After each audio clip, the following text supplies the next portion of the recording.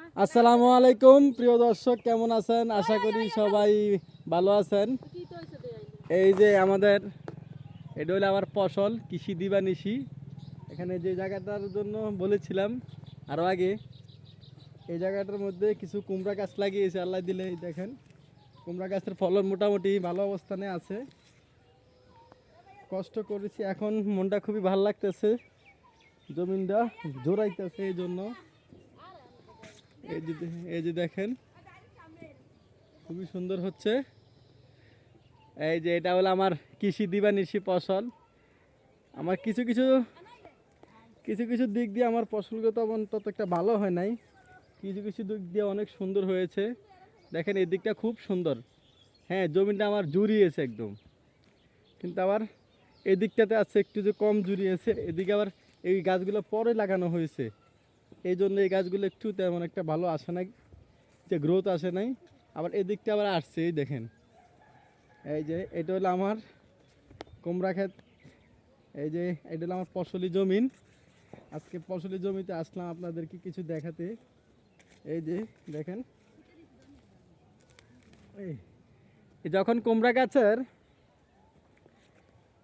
2-3 পাতা হবে, আপনারা যে যারা যারা কুমড়া ক্ষেত করেন, এই যে ডগাটা কেটে দিবেন।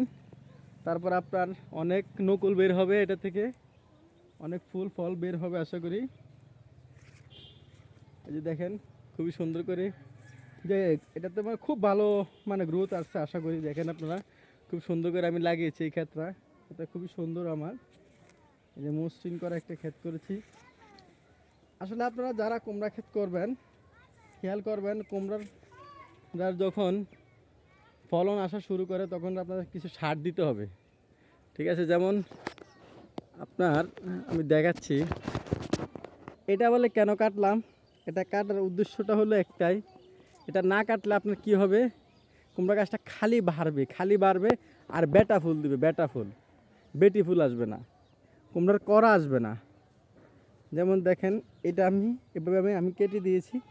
এই আরও দেখেন, এই যে এটা কেটে দেওয়ার কারণ হলো, এটা নিচে দেখেন যতগুলো ফুল সবগুলো বেটা ফুল, এই জন্য এটা কেটে দিয়েছি। আপনারা এভাবে কেটে দেবেন।